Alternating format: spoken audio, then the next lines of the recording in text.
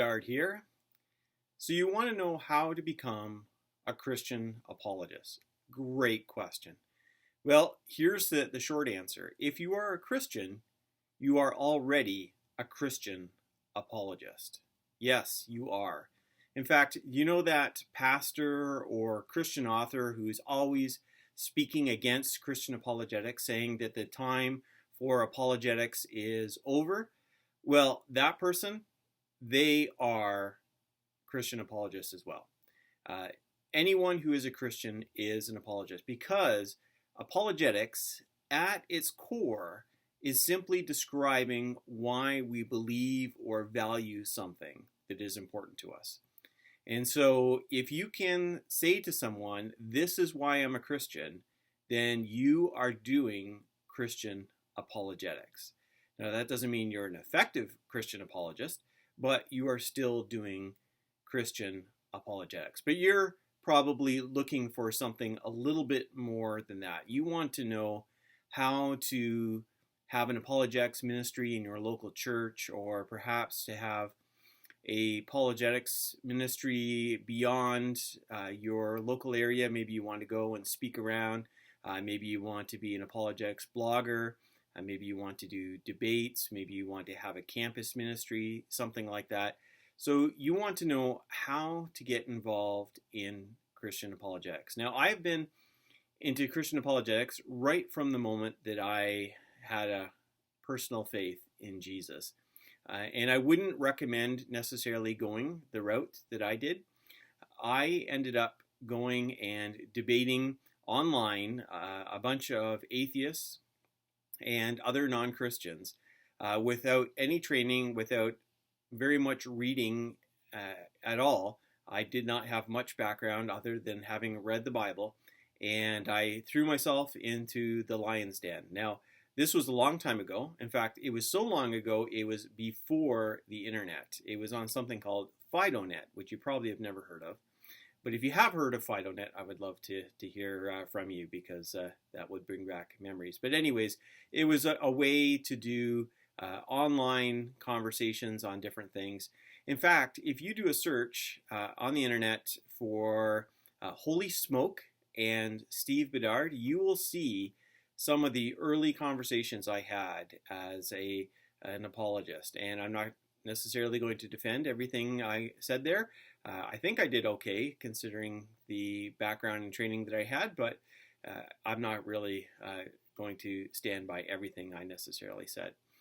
But that's what I did, and that's not necessarily the way to go. You want to have something a little bit more organized, a little bit more planned out. And so I'm going to share a little bit from what I have learned over the years. So the first thing that I would encourage you to do, if you are interested in Christian apologetics, is to read, and read. So read blog posts, but go beyond that and read other books. Read books by Christians, read books by non-Christians, and try to figure out what the area is that you're most interested in. Because the truth is, most people are not going to become an expert in the origins of the universe, of biology, of Old Testament, of New Testament, of Christian history, of philosophy.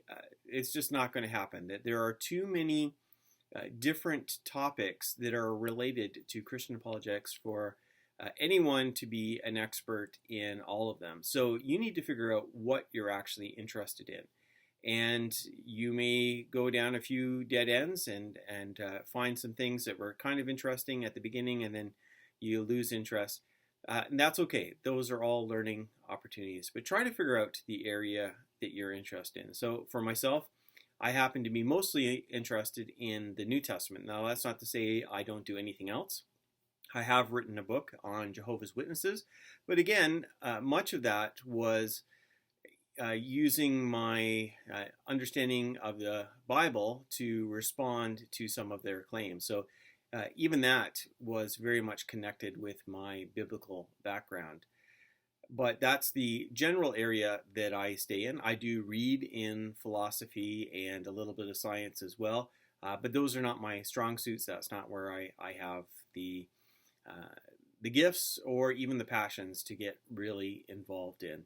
So do a lot of reading, talk to other apologists, try to find something that you are interested in.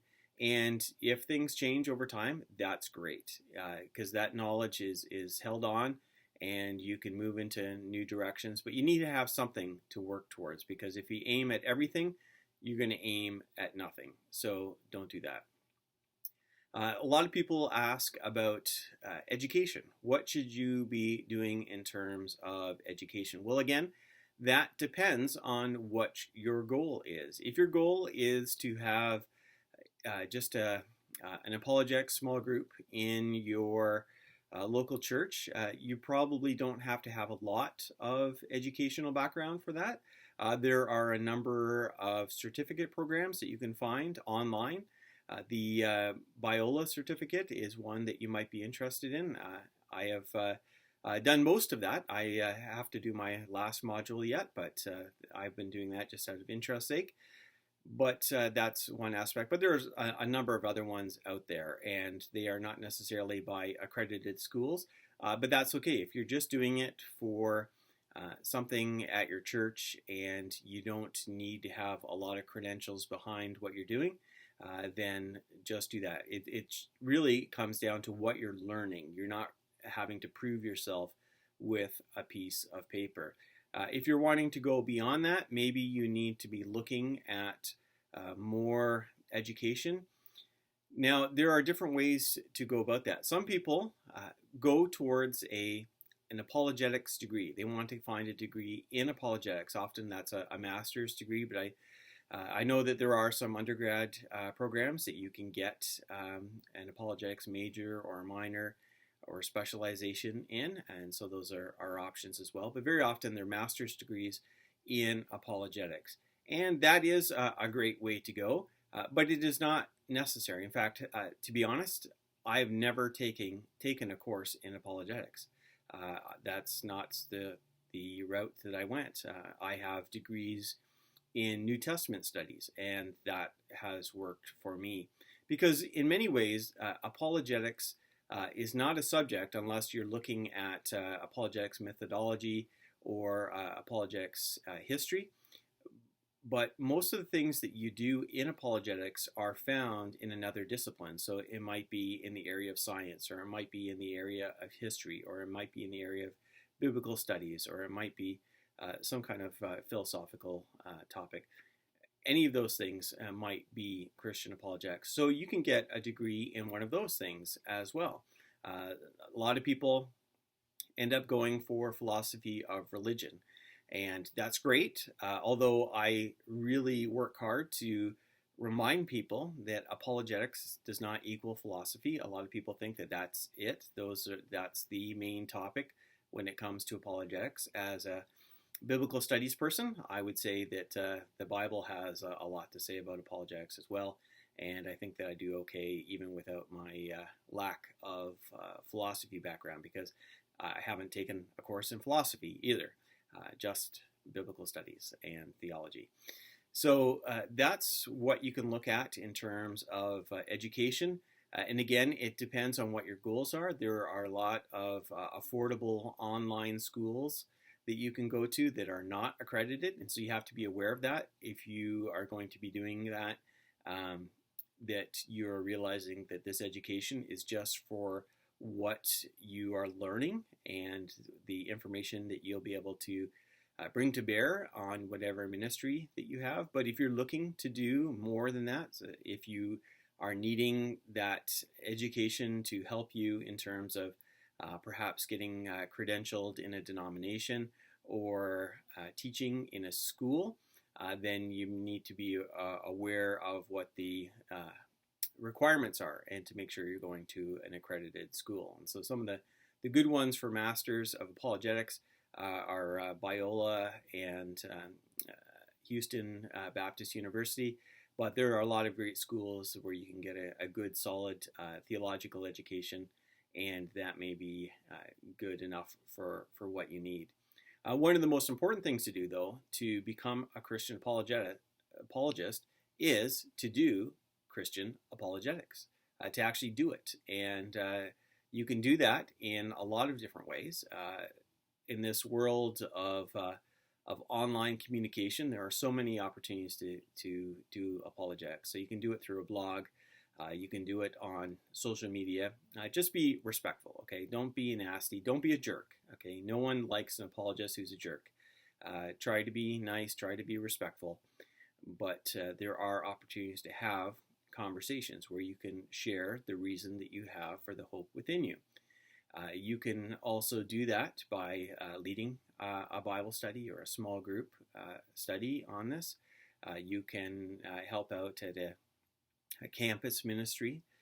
You can talk to your friends, your non-Christian friends, and again, be nice about it, but share the reason you have. Don't just tell them that they need to become a Christian. Explain to them why you are a Christian and what has convinced you. And you know what? Pray about it. Actually ask God for those opportunities. And I found that when I've asked God for those opportunities, they have always come. And it's incredible how often that will come about.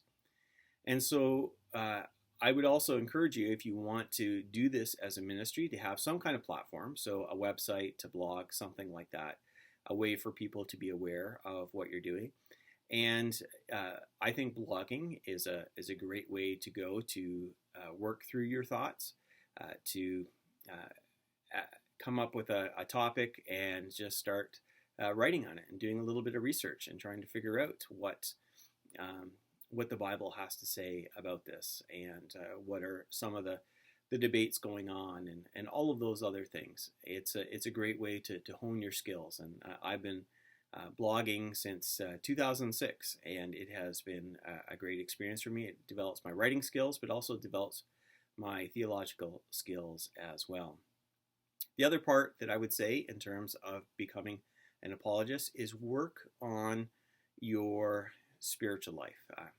I hate the stories of those ex-Christian apologists who are not just ex-apologists, but also ex-Christians. And we're not going to get into the debate of whether someone can lose their salvation or not. I'm just saying that there are people who get involved in a Christian apologetics, and then later on you hear about them, and not only are they not attending church, they have rejected Christianity, and may even be now apologists for atheism. And it breaks my heart when I hear those stories. So please work on your spiritual life. Read the Bible, not just for putting together the next argument, but to nourish your soul as well. To pray, to spend time in worship, to be encouraged by other Christians. It is so important for us to develop our spiritual life.